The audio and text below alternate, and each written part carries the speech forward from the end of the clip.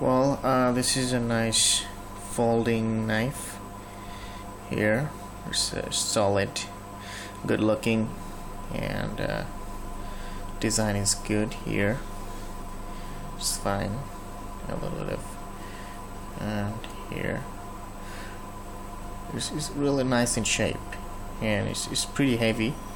No doubt about that. It's pretty heavy here, and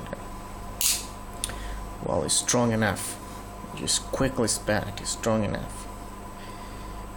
Nice design. Good to hold. To do things. Good to hold. Very good. It's just cutting things and slicing through. It's good. It's very good and good. Nice design, compact shape. It's really, the blade is thick enough. I sharpened it well, so it's very sharp. It's really nice, good knife, really, to work with.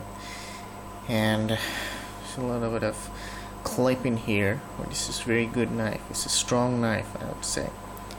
Very strong folding knife.